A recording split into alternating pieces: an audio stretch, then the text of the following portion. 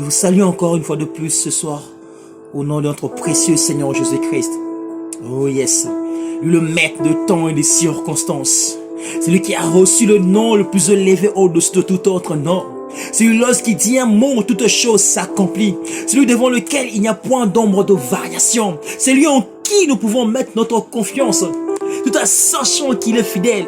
Celui dont la fidélité est notre bouclier. Oh Seigneur Jésus, merci encore pour ce soir Seigneur. Merci encore pour ta présence. Merci encore pour ce moment où tu vas restaurer quelqu'un, tu vas bénir quelqu'un, tu vas nous imparter encore Seigneur. Nous te rendons grâce pour cela. Shalom chez vous chers frères et sœurs.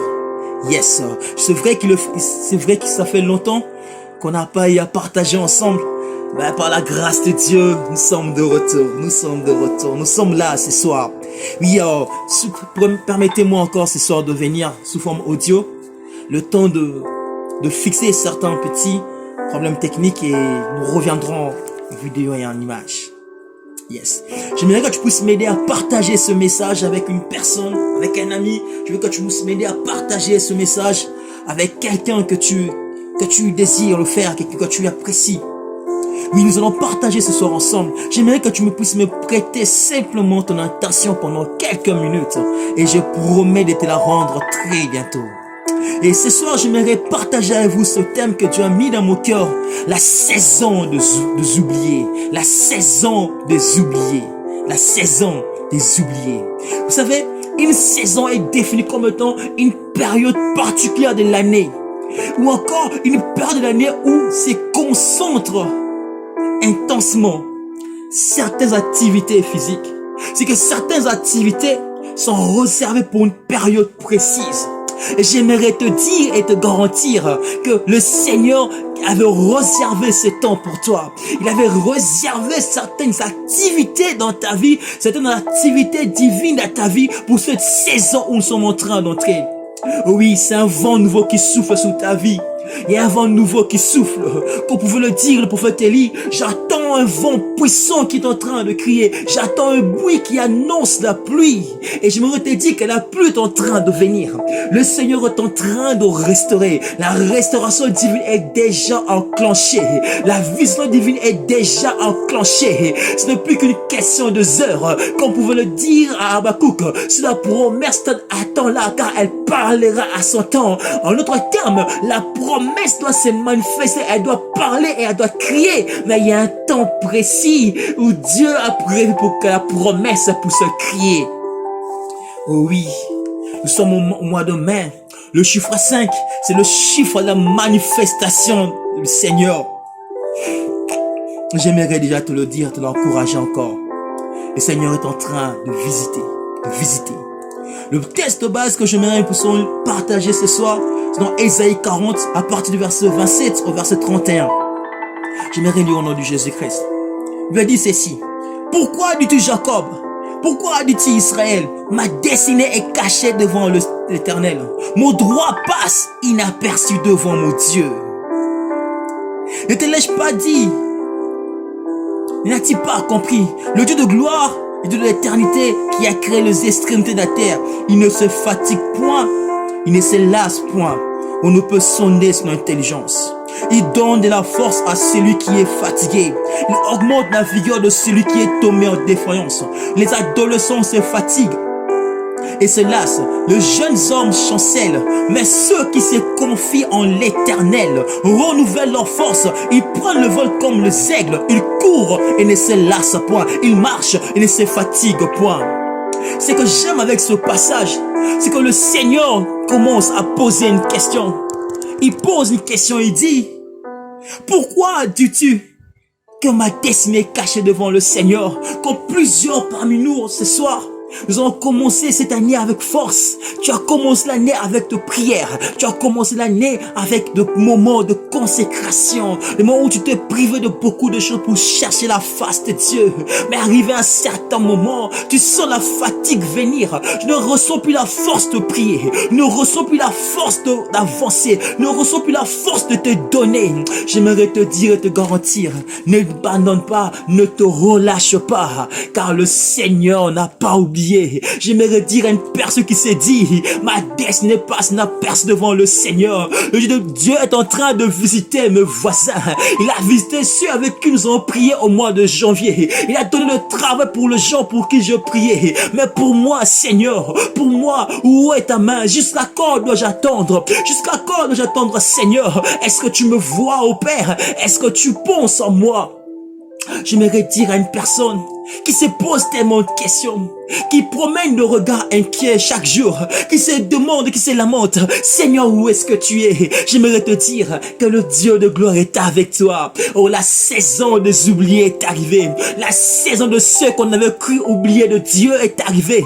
La saison de ceux qui étaient rejetés est arrivée. La saison de ceux qui étaient cachés est arrivée. La saison de ceux qu'on a rejetés, à ceux qu'on a refusé d'accorder une grâce, une faveur. Le Seigneur a dit, c'est la saison de ceux-là, de ceux qui dans le secret ont continué à faire confiance en Dieu, de ceux qui dans le secret ont continué à se donner à Dieu, de ceux qui dans le secret ont refusé de s'agenouiller devant le Baal, de ceux qui ont refusé de se relâcher, de ceux qui ont tenu ferme, de ceux qui ont resté fidèles à Dieu. Comme le Seigneur le dit dans Apocalypse 3, verset 8. Je connais ta persévérance. Parce que tu as peu de force, je mets devant toi une porte que nul ne pourra fermer. Je mets devant toi une porte ouverte que personne ne pourra fermer. Vous savez, un oublié est défini comme étant celui qu'on a mis à l'écart. Celui qui n'existe plus pour certaines personnes. C'est lui, c'est lui que l'on recherche seulement après avoir cherché tout le monde. C'est lui qui est caractérisé comme étant un second choix. J'aimerais te dire que le Seigneur aime des gens pareils. Le Seigneur, de foi, Dieu veut et désire que nous puissions atteindre cet état où l'on ne sait plus compter sur nous-mêmes. Cet état où l'on ne sait plus compter sur notre propre force. C'est le moment où l'on se dit, je ne sais plus quoi dire dans mes prières. Je ne sais plus quoi poser comme acte de foi. Mais une seule chose qui monte dans mon cœur, je repasserai dans mon cœur que les bontés et les grâces divines ne sont pas épuisées. Le Seigneur renouvellera cela. Comment? Je ne sais pas. Quand? Je ne sais pas. Une seule chose m'intéresse. Je sais seulement que je sais que Dieu est au contrôle. Je sais seulement je sais que ma saison est en train de venir. Je sais seulement je sais que le Seigneur est en train de mettre en œuvre toutes choses pour travailler ensemble pour mon bien-être. Je sais seulement je sais que le Seigneur a le contrôle sur ma vie. Je ne sais pas comment il va faire. Et je ne suis pas intéressé à vouloir savoir comment. Mais tout ce que je sais, c'est que Dieu est en train de faire. J'aimerais te dire et te rassurer. Il y a tellement de pourquoi dans ce monde. Il y a tellement de pourquoi dans ton cœur. Mais malheureusement ou heureusement, pour tous ces pourquoi, il n'y aura pas toujours de parce que. Ce que j'aime encore dans le verset 29, le Seigneur dit, ne vois-tu pas que c'est moi qui crée l'éternité, que c'est moi qui crée les extrémités. C'est ce même Dieu-là qui te dit, n'aie pas peur, je suis avec toi. Vous savez, les moments où lorsqu'on prend le temps de se plaindre, lorsqu'on prend le temps de regarder au présent, nous commençons à oublier ce que Dieu est capable de faire. Je me rappelle encore de Gédéon. Lorsque l'ange de l'Éternel vint nous visiter, Gédéon commençait à dire, si Dieu était avec moi, pourquoi ces choses m'arrivent-ils? Si Dieu était avec nous, pourquoi ces choses nous arrivent-ils? Où est le Dieu dont nous a parlé nos ancêtres? Où est le Dieu qui a ouvert le zoo en deux? Où est le Dieu qui a fait pleuvoir la manne? Oh oui, je ne sais pas quelle question tu es en train de te poser. Mais tu te dis, où est le Dieu? Où est le Dieu qui m'a fait voyager? Où est le Dieu qui a payé pour moi le frais académique? Je recherche encore ce Dieu-là qui agit dans ma vie.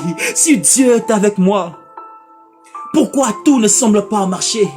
Si Dieu est réellement avec moi, pourquoi lorsque je recherche le travail aussi semble me rechercher? C'est comme si moi je pars à gauche, le travail part à droite. C'est comme si l'on est devenu moi et le travail. Nous sommes des luttes parallèles qui sont en train de marcher sans jamais se toucher. Alléluia. J'attends encore une personne qui s'est dit, j'ai été fidèle au Seigneur. Je refuse de me compromettre. Mais si Dieu est avec moi, pourquoi mon mariage traîne? Si Dieu est avec moi, pourquoi mon diplôme est difficile? Si Dieu est avec moi, pourquoi je mange difficilement? Si le Seigneur est avec moi, si le Dieu de la Bible est avec moi, pourquoi ma vie semble être un second choix? J'aimerais te dire et te garantir, le Seigneur est avec toi. La raison pour laquelle tu respires encore dans ce monde, c'est parce que Dieu n'a pas encore perdu foi en toi. C'est parce que le Seigneur ne commet jamais d'erreur. Lorsque le Seigneur t'a créé sur terre, il a eu une vision, il a eu une mission pour toi. Tu ne pars n'importe qui. Des fois, nous perdons notre temps à nous comparer aux autres. Des fois, nous voulons avoir la même vie qu'un tel. Des fois, nous voulons que Dieu nous visite comme il a visité un tel. Des fois, nous voulons que Dieu intervienne dans nos vies parce que nous avons prié. Parce que nous prions beaucoup et nous sommes fidèles à lui. Non. Ce n'est pas parce que nous prions beaucoup. Ce n'est pas parce que nous méditons beaucoup. Ce n'est même pas parce que nous fouillons le péché. Mais c'est parce que la grâce de Dieu d'abord. Il y a des moments où Dieu permet que nous puissions atteindre une dimension où on ne sait plus quoi faire afin de compter que sur lui. Il y a des moments où le Seigneur semble retarder la visitation. Mais la visitation n'est pas retardée. Il est tout simplement en train d'arranger une table devant toi. J'aime ce que David pouvait dire en Psaume 23.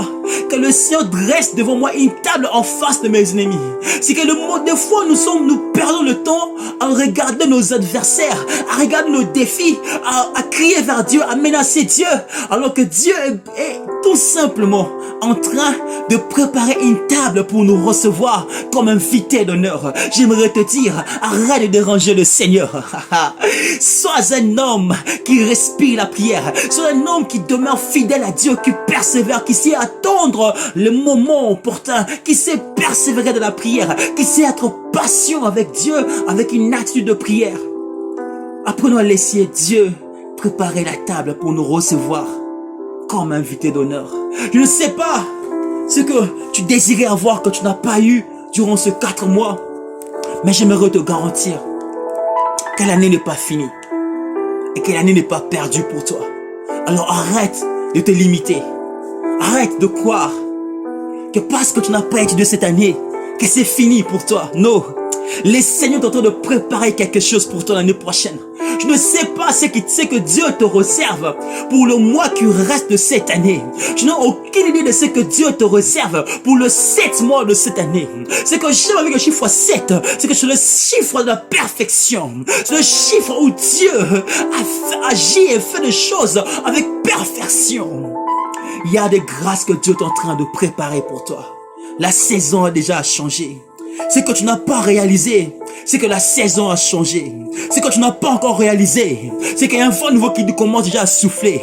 Ce que tu n'as pas encore réalisé, c'est que le Seigneur est en train de se préparer à déclarer sur les ossements desséchés. Ce que tu n'as pas encore réalisé, c'est que Dieu est en train de chercher dans ta présence. Dieu est en train de te rechercher dans ta présence.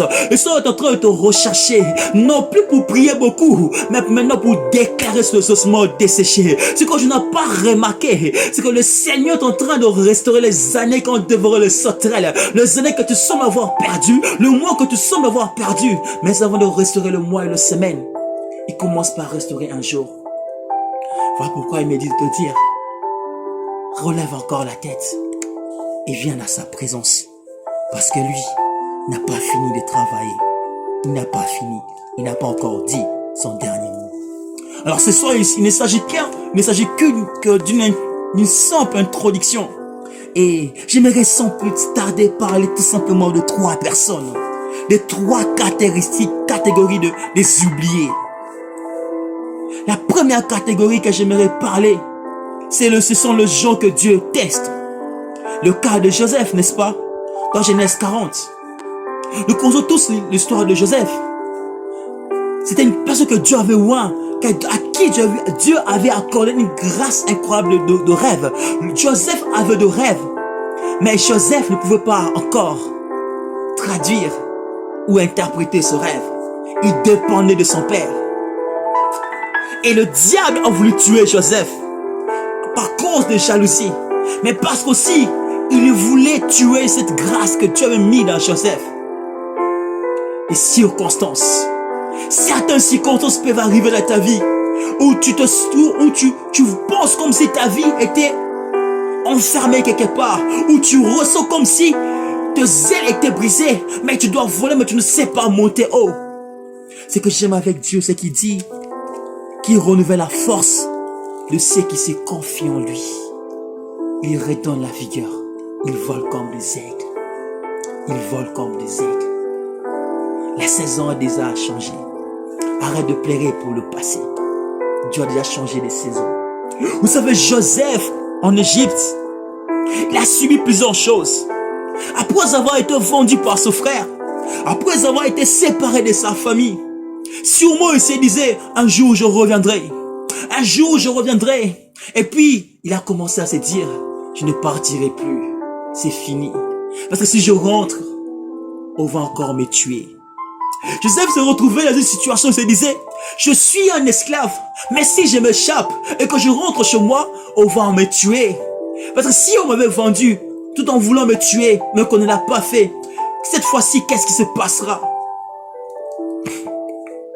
La maison de Potiphar, Dieu a commencé à élever Joseph. La situation a commencé à changer. À un moment donné de ta vie, tu as commencé à voir des visitations. Tu as commencé à voir que ta vie commençait à changer. Mais brusquement, sans prévenir, que quelque chose se passe. Dans la maison de Potiphar, le diable a voulu arrêter Joseph. Mais Dieu a utilisé cette circonstance. Le Seigneur a changé les circonstances en faveur de Joseph. J'aimerais te dire, le Dieu en qui tu as cru est le maître de temps, des saisons et des circonstances. Et c'est lui qui change les circonstances en ta faveur. Des fois, Dieu permettra certaines circonstances qui paraissent être difficiles et mauvaises. Mais ce sont ces circonstances qui te permettent, qui font que Dieu te rapproche petit à petit de ton élévation. Si le frère de Joseph n'avait pas vendu Joseph, il ne serait pas en Égypte. Il voulait tuer Joseph. Dieu a changé le maître par la vente. Il est arrivé chez Potiphar. Le diable a voulu faire tomber Joseph dans l'impudicité. Mais Dieu a changé l'impudicité en accusation.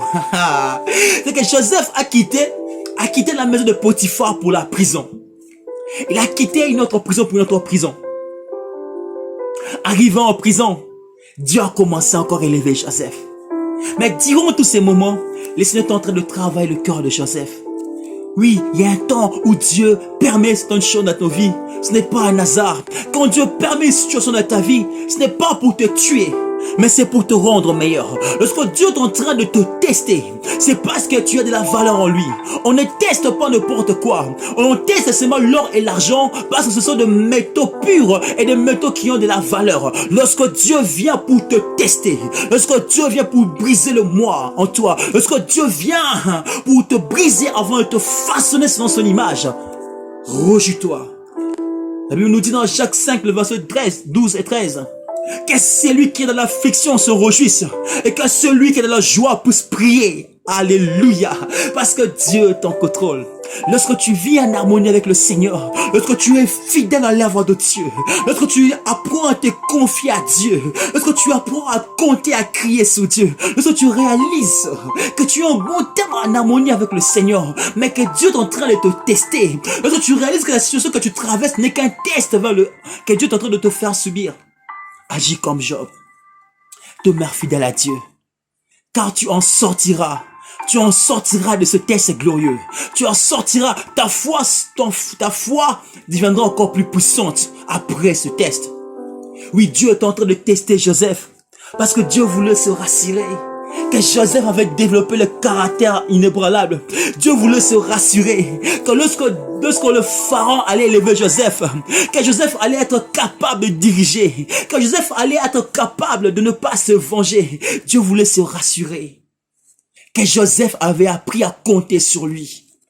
Parce que même dans la prison, dans Genèse 40, verset 21, verset 23, la Bible nous dit que Joseph avait interprété le rêve de 2 personnes que Pharaon avait mis en prison.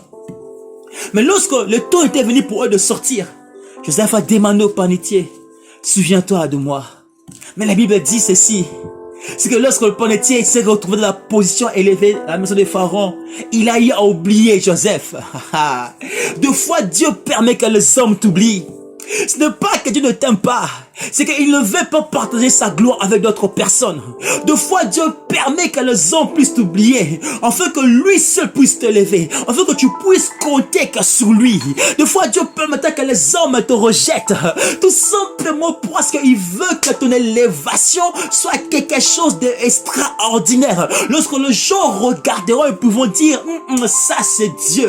La grâce que Dieu a fait à cette sœur, la grâce que Dieu a fait à ce frère est tellement particulier. Deux fois, Dieu permet que les hommes t'oublient.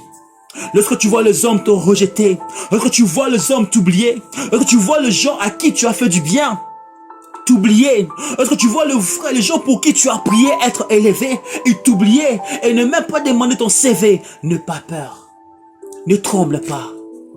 Si c'est Dieu qui est en train de te tester, sois sans crainte. Il y a quelque chose de grand qui arrive. Il y a quelque chose de grand qui arrive. J'aimerais parler aux gens qui prient, aux intercesseurs. Lorsque les gens viennent vers toi, tu pries, Dieu agit. Mais quand toi tu pries, Dieu ne semble pas agir. Ça ne veut pas dire que Dieu t'a oublié.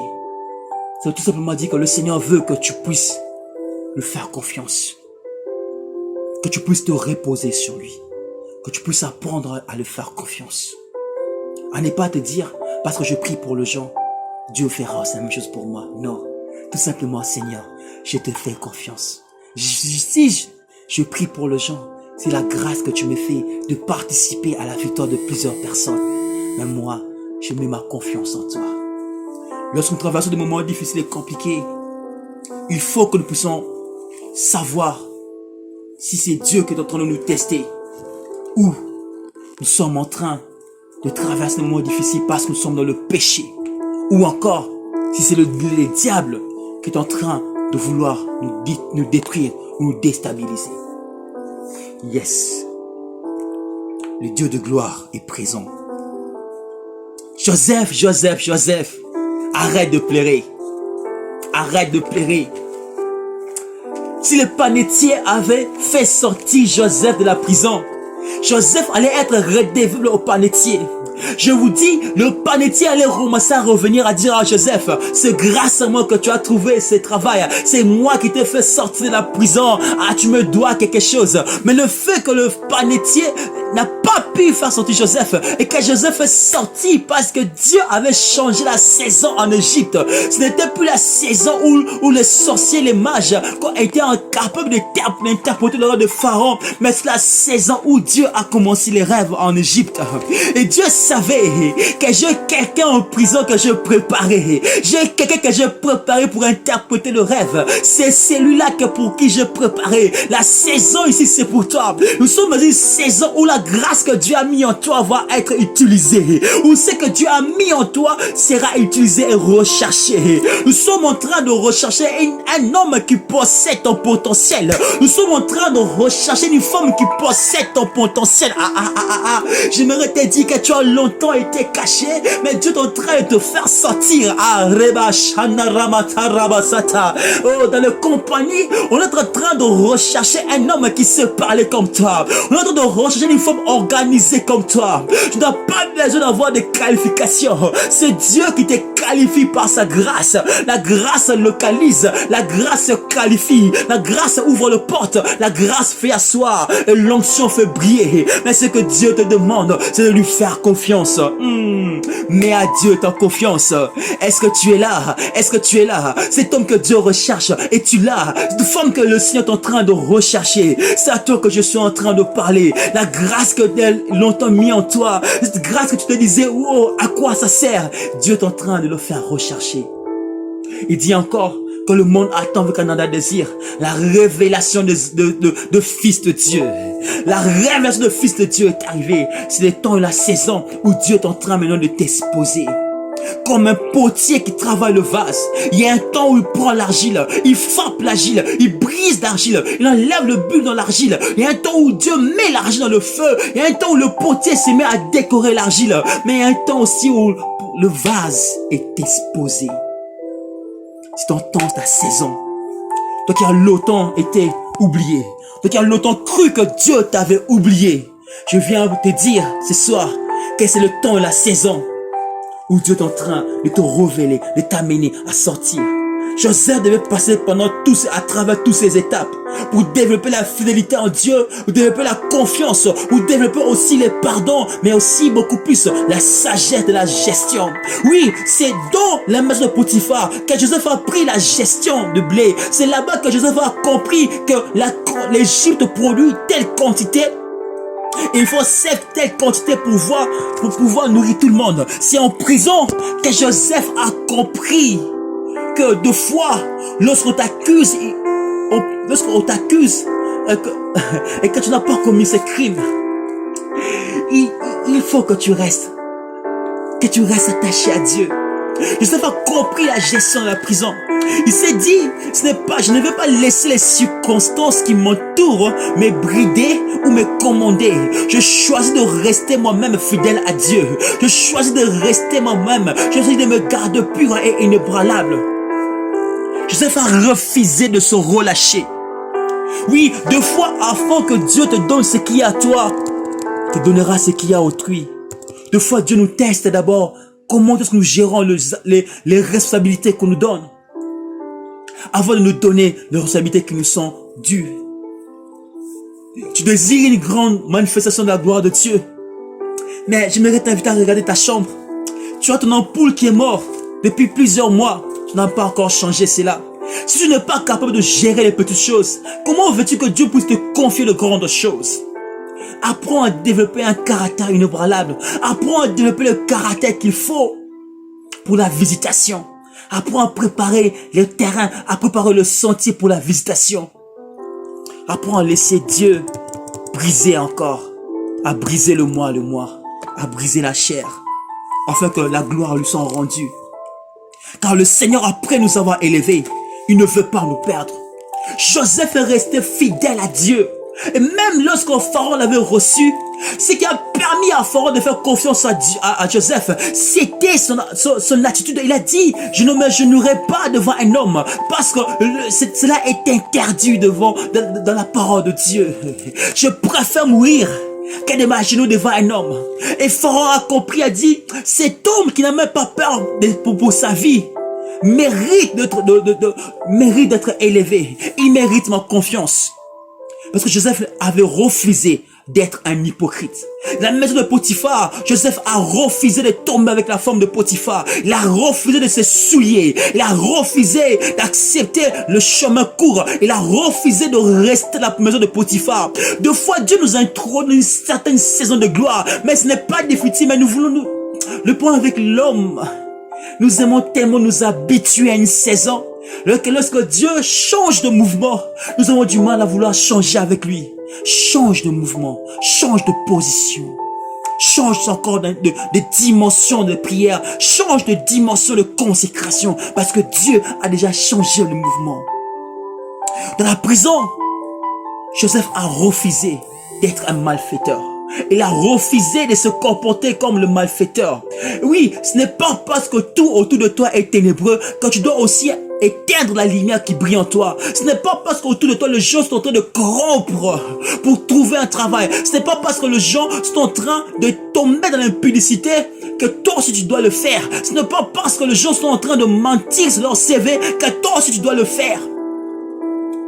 Reste fidèle à Dieu. Fais-lui confiance. Fais-lui confiance. J'aime encore ce que Isaïe dit, que ceux qui se confient à l'Éternel, le Seigneur renouvelle leur force. Il renouvelle la force de ceux qui sont dans sa présence. Arrête de pleurer. Arrête de t'inquiéter. Viens à la prière. Mets ta confiance en Dieu pour chaque aspect de ta vie. J'aimerais finir par cette phrase. Il y a un homme dans le livre de Matthieu. Elle nous dit que cet homme était malade. Il y avait tellement une grande foule à l'extérieur qu'on ne pouvait pas passer pour voir Jésus. Et cet homme me dit, les gens sont montés avec leurs frères sous la toiture, briser la toiture, afin que cette personne puisse voir le Seigneur. Ne laisse rien t'empêcher d'entrer dans la présence de Dieu. Peu importe ce que tu traverses, sache que le Seigneur est avec toi. Apprends à lui faire confiance. Il y a des moments où Dieu, comme ça, Dieu permet que nous puissions arriver à un niveau, nous ne savons plus quoi dire ni quoi faire dans nos prières. Mais nous lui faisons tout simplement confiance. Le Seigneur aime tirer la gloire de nos tests. Il est le Dieu qui se révèle à nous.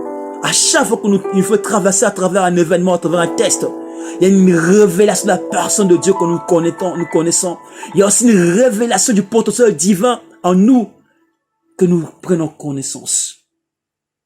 J'aimerais prier pour clôturer ce moment de partage. Seigneur Père, je commande encore ton peuple ce soir. Je prie et je déclare la restauration de force au nom de Jésus. Seigneur, libère encore la pluie ce soir, Seigneur. Ouvre encore les éclats ce soir sous nous. Viens encore nous visiter puissamment, au Père de gloire. Viens nous visiter puissamment encore ce soir. Visite puissamment ton peuple, Seigneur. Restaure encore nos forces. Renouvelle-nous encore dans ta présence ce soir, Papa. Viens nous renouveler, Seigneur. Viens encore nous visiter puissamment, Seigneur. Relève tout ce qui était tombé, viens fortifier ce qui était encore debout, Seigneur. Affermis encore nos pas, affermis encore notre foi en toi, Seigneur. Oh, libère encore la pluie ce soir. Restaure-nous, ô Dieu de gloire. Renouvelle encore nos forces, ô Saint-Esprit. Renouvelle-nous encore dans ta présence. Merci encore pour ce manteau nouveau que tu libères sous nous. Merci pour cette fraîche onction que tu libères en ce lieu, Seigneur. Merci pour ce vent nouveau que tu souffles sur nous. Merci pour la restauration ce soir. Merci pour la restauration sur nos familles, sur chaque aspect de nos vies. Merci pour le porte que tu es en train d'ouvrir, Seigneur. Merci pour l'intervention divine. Merci pour le chaîne que tu es en train de briser.